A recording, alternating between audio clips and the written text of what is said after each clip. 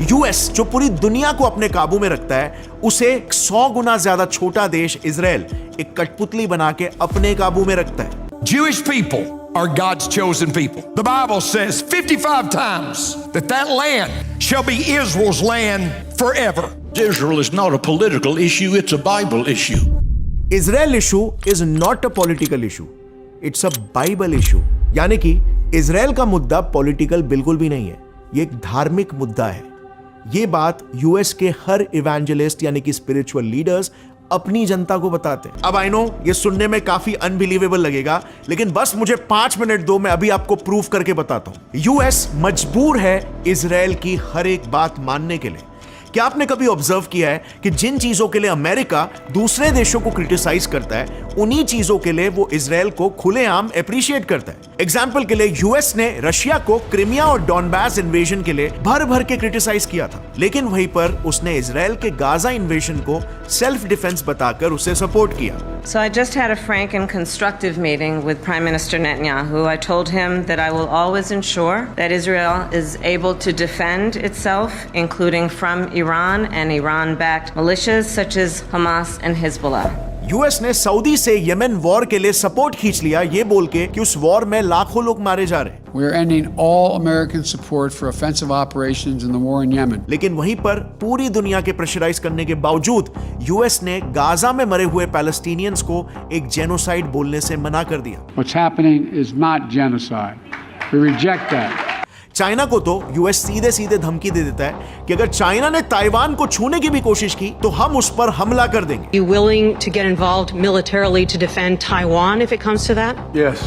U.S. forces, U.S. men and women would defend Taiwan in the event of a Chinese invasion. Yes. पर वहीं पर West Bank में जो areas Israel occupy करके रखा हुआ है, उस पर यूएस की बोलती बंद हो जाती है। अच्छा, एक इंटरेस्टिंग बात, एक इजरायली एनजीओ के चीफ स्टीव रोजन ने एक बात ओपनली कह दी थी कि मैं अगर खाली रुमाल भी दे दूं ना, तो 24 घंटों में 70 सेनेटर्स यानी कि अमेरिकन एमपीज उस रुमाल पर अपनी साइन करके मुझे वापस दे देंगे। और यह बात बोल रहा है एक इजरायली एनजीओ का चीफ।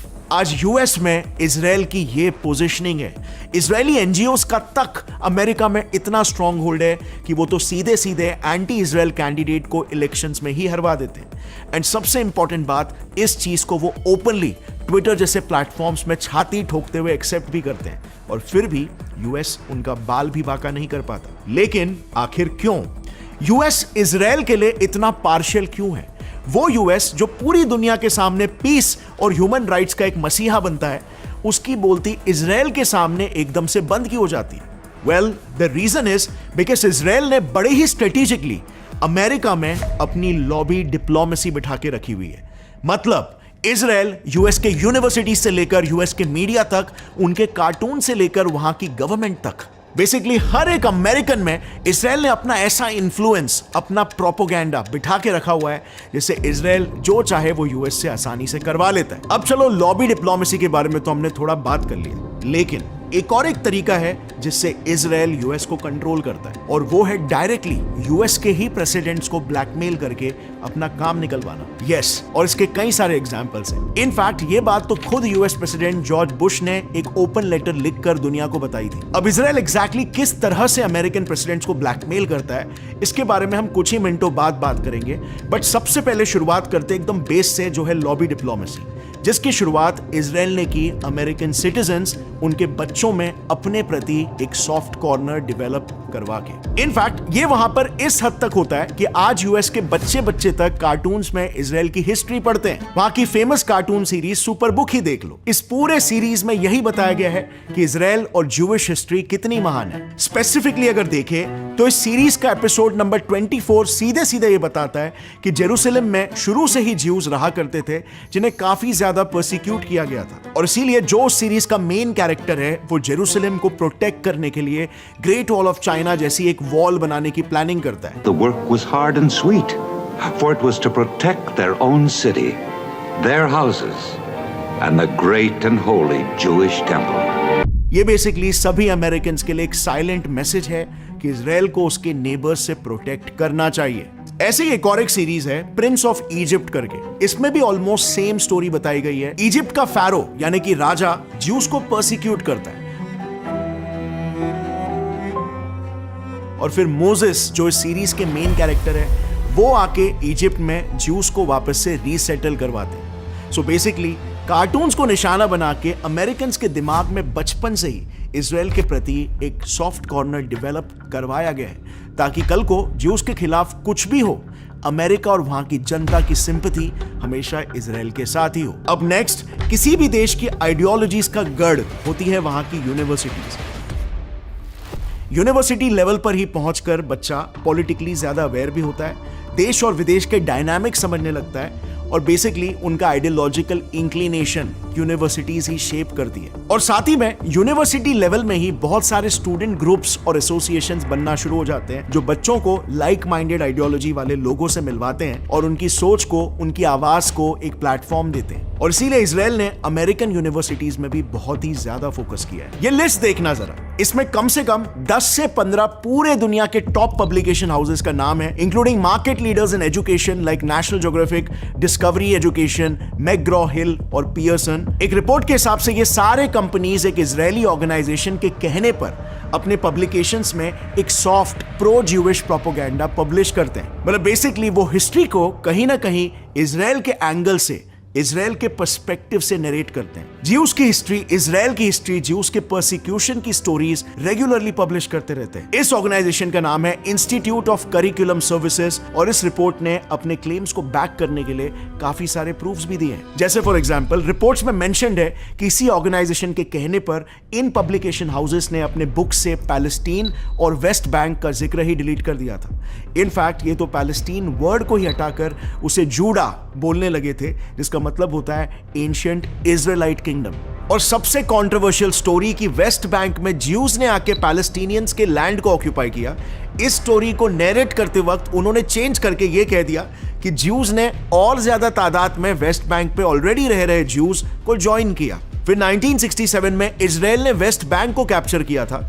इस हिस्ट्री को तक इसी ऑर्गेनाइजेशन के कहने पर ही बुक से डिलीट कर दिया गया था। बेसिकली आईसीएस ने यूएस हिस्ट्री बुक से इजराइल की हिस्ट्री ही बदल दी है लिटरली, और ऐसा नैरेटिव सेट कर लिया कि इजराइल की जमीन हमेशा से ज्यूज की ही थी और ज्यूज हमेशा से अलग अलग देशों से पर्सिक्यूट होते आ रहे हैं। अब रिपोर्ट्स के हिसाब से यही आईसीएस हेवीली फंडेड है इजराइल से और इनका मिशन है पूरे दुनिया में एक प्रो ज्यूइश हिस्ट्री प्रोपोगेट करना। यही नहीं, आज यूएस के टॉप यूनिवर्सिटीज में पढ़ा रहे 20% प्रोफेसर्स भी ज्यूज है। Can you believe that? हम ये बात जानते ही है कि टीचर्स बचपन से ही बच्चों का आइडियोलॉजिकल व्यूज शेप करने में कितना इंपॉर्टेंट रोल प्ले करते हैं। तो ये ज्यूइश प्रोफेसर्स ये मेक श्योर करते हैं कि बच्चों को प्रो इजराइल हिस्ट्री पढ़ाया जाए और यूएस के यूनिवर्सिटीज में एंटी इजराइल कोई भी बात ना हो। लेकिन अगर लेट्स से हो भी जाए तो इजराइल के पास एक दूसरा तरीका भी है, फंडिंग। हमें कई सारे ऐसे भी लिंक्स मिले हैं जिसमें बड़े बड़े ज्यूइश अमेरिकन बिलियनर्स खुद इन यूएस यूनिवर्सिटीज को फंडिंग देते हैं, या फिर कई ज्यूज तो यूनिवर्सिटीज के प्रेसिडेंट्स और ट्रस्टीज भी होते हैं, जो सारे यही इंश्योर करते हैं कि कोई भी यूनिवर्सिटी के अंदर एंटी इजराइल एक्टिविटी ना हो। जैसे अप्रैल 17 को कोलंबिया यूनिवर्सिटी में गाजा सॉलिडारिटी को लेकर प्रोटेस्ट शुरू हो गए थे, लेकिन उसे दबाने के लिए यूनिवर्सिटी के प्रेसिडेंट मिनोश शफीक, जो कि खुद एक ज्यू है, इन्होंने पुलिस को बुलाकर इन प्रोटेस्टर्स को बाहर निकलवाकर प्रोटेस्ट को शांत करवा दिया था। अब रिसेंटली बांग्लादेश में जो तख्ता पलट हुआ था ना, उसमें भी यूनिवर्सिटीज और स्टूडेंट्स का ही रोल सबसे इंपॉर्टेंट था, और ये बात इजराइल भी बहुत अच्छे से जानता है और इसीलिए इजराइल ने ठीक वहीं पर निशाना लगाया। अब how can we forget Hollywood?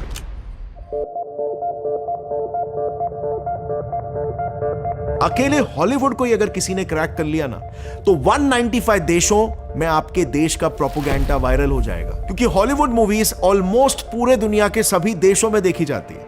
अब ये बात हम जानते हैं तो क्या इजराइल नहीं जानता होगा?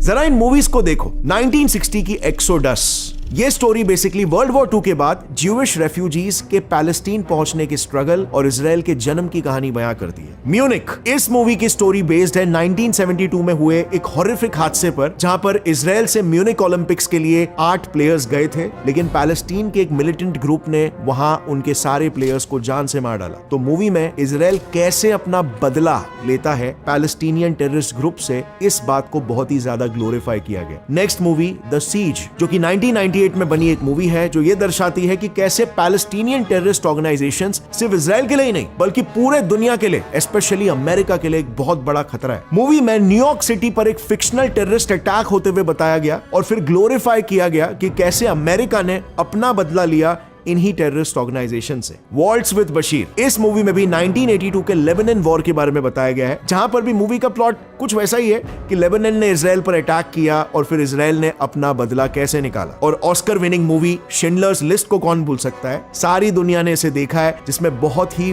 विजुअली बताया गया कि 1930s में जो हॉलोकॉस्ट हुआ था ना, उसमें नाज़ीस ने ज्यूस का कैसे एक मास परसिक्यूशन किया, उनका जेनोसाइड कैसा किया गया। ऐसे कई सारे मूवीज है, तो कुछ के नाम हमने बताए। इन सारे मूवीज में 3 चीजें बिल्कुल कॉमन है। नंबर 1, प्रो इजराइल सेंटिमेंट्स, यानी कि इजराइल के लिए भर भर के सिंपैथी।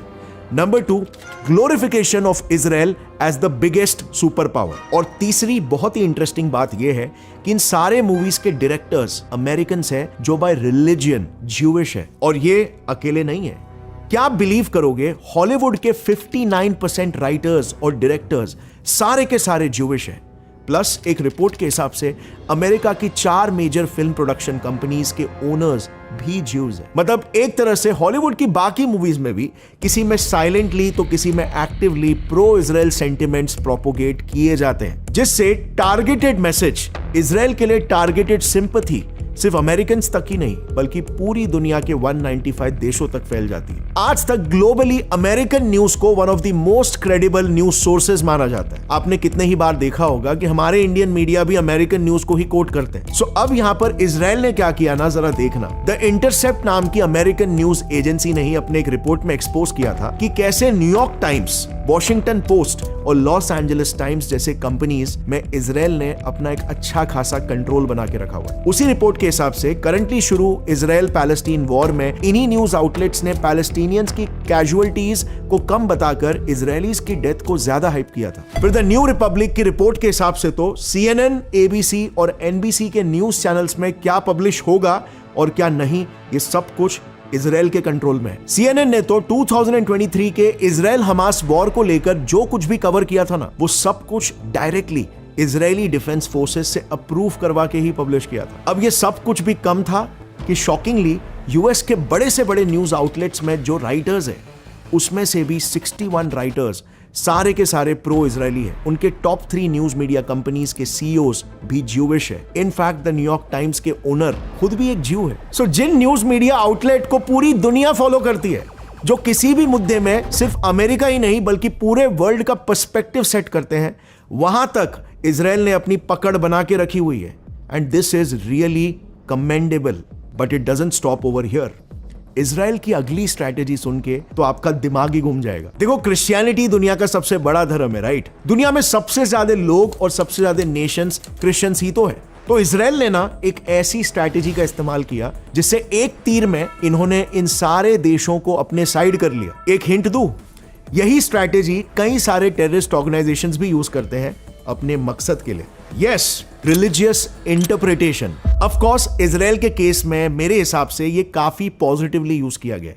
जरा इसे देखो, बाइबल के जेनेसिस 12 में ही लिखा है कि गॉड ने ज्यूस को इजराइल की जमीन प्रॉमिस की है, और इसीलिए हर क्रिश्चियन का यह धर्म बनता है कि वो इजराइल को सपोर्ट और प्रोटेक्ट करे। अब अमेरिकन्स में ना यही बिब्लिकल नैरेटिव स्ट्रांगली मेंटेन रहे, ये मेक श्योर करती है एक organisation, Christians United for Israel. ये लोग तो खुलेआम अपने वेबसाइट्स पर लिखते हैं कि इनका मिशन ही यही है कि ये कम्युनिटी लेवल पर, मीडिया में, कैंपस लेवल पर और गवर्नमेंट में तक एक प्रो इजराइल और प्रो ज्यूइश सपोर्ट फैलाना चाहते हैं और इसके एंटी नैरेटिव्स को खत्म करेंगे। अब जैसे आपको पता है, जब बात आती है धर्म पे, तो वहां पर कोई भी लॉजिक काम नहीं करता। लोग धर्म के नाम पर मरने और मारने तक को राजी हो जाते हैं। तो ज्यूस का भला सोचना और उनकी कौम और उनके देश इजराइल को प्रोटेक्ट करना, उनके हक के लिए लड़ना, ये कौन सी बड़ी बात है? और जैसे कि मैंने पहले बताया, दुनिया में 2.3 बिलियन लोग क्रिश्चियंस हैं।